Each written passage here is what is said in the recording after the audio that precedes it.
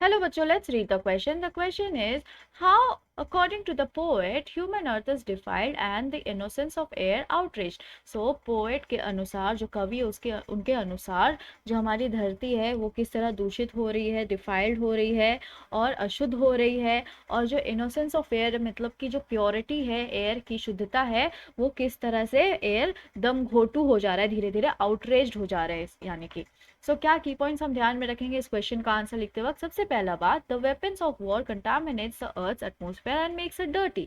जो हम लड़ाई के दौरान हथियार यूज कर रहे हैं उससे क्या हो रहा है, कंटामिनेट हो जा रहा है अर्थ का एटमॉस्फेयर, दूषित हो जा रहा है अर्थ का एटमॉस्फेयर, इसीलिए वो गंदा हो जा रहा है।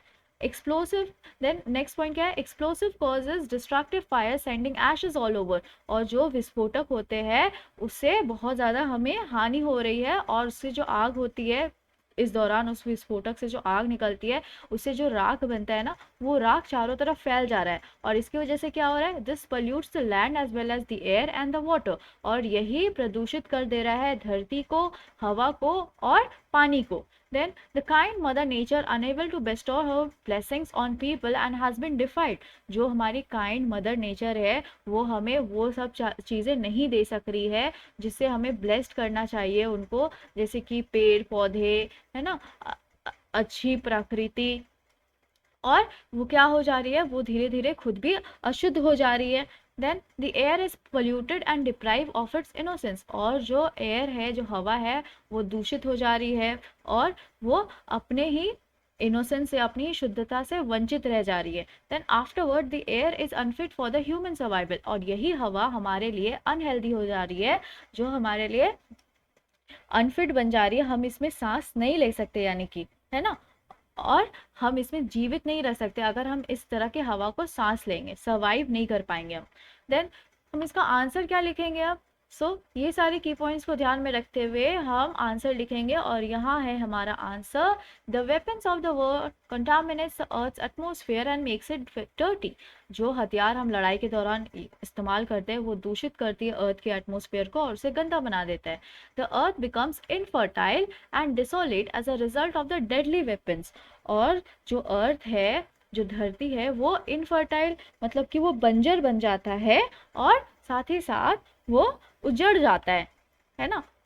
ऐसा क्यों होता है, ऐसा इसलिए होता है क्योंकि लिए हम बहुत ज़्यादा खतरनाक हथियार इस्तेमाल करते हैं। Then explosive causes destructive fires that scatter ashes everywhere.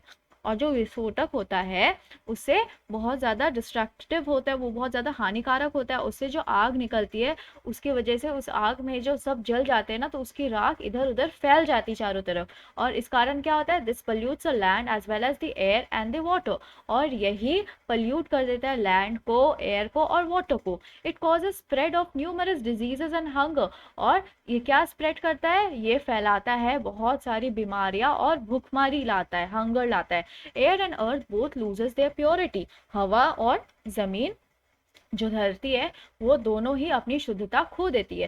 As a result both the victor and the defeated find the earth and its surrounding hostile and unpleasant. इससे क्या होता है, इससे क्या नतीजा होता है, इससे ये नतीजा होता है, जो जीत जाता है या फिर जो हार जाता है, उन दोनों के लिए ही ये जो धरती है और इसकी जो सराउंडिंग है वो बहुत ज़्यादा खराब हो जाता है ना, और वो नापसंद करने लगते हैं इस धरती को। The kind mother nature unable to bestow her blessings on people has been defiled। और जो काइंड मदर नेचर है वो हमें उन सब चीज़ों से आशीर्वाद नहीं दे सकती, उन सारी चीज़ों को नहीं ब्लेस कर सकती हम पर जो हम हकदार है इस धरती पे, जैसे कि ये सुंदर प्रकृति हो गई, हवा हो गया, शुद्ध हवा, है ना, और क्योंकि लिए वो खुद भी अशुद्ध हो चुकी है। The purity of air denotes it's innocent. और जो शुद्धता है हवा का, उससे हमें क्या पता चल रहा है कि वो कितनी इनोसेंट है ना, वो कितनी इनोसेंस है उसकी, वो कितनी शुद्ध है। However, during battles, the air is polluted and deprived of its innocence। और जब लड़ाई होती है, जंग छिड़ती है, तो ये हवा प्रदूषित हो जाती है और अपने इनोसेंस से, अपनी शुद्धता से, अपनी ही प्योरिटी से ये वंचित रह जाती है। Afterward the air is unfit for human survival. और यही हवा बाद में जाकर इंसानों के लिए अनफिट हो जाती है, अनहेल्दी हो जाती है, यानी कि वो इस हवा में सांस लेकर जिंदा नहीं रह सकते। Thus human earth is defiled and innocence of air is outreached by the wars. और इसीलिए जो ह्यूमन अर्थ है, जो धरती है, वो अशुद्ध हो जाता है, और जो इनोसेंस ऑफ एयर है, जो प्योरिटी ऑफ एयर है, वो क्या हो जाता है, वो दम घोटू बन जाता है इस वॉर्स के कारण, है ना। वॉर्स मतलब जंग होने के कारण, right. Let's frame the answer now. The weapons of the earth contaminates the earth's atmosphere and makes it dirty. The earth becomes infertile and desolate as a result of the deadly weapons. Explosive causes destructive fires that scatter ashes everywhere. This pollutes the land as well as the air and the water. It causes spread of numerous diseases and hunger. Air and earth both loses their purity. As a result, both the victor and defeated find the earth and its surrounding hostile and unpleasant.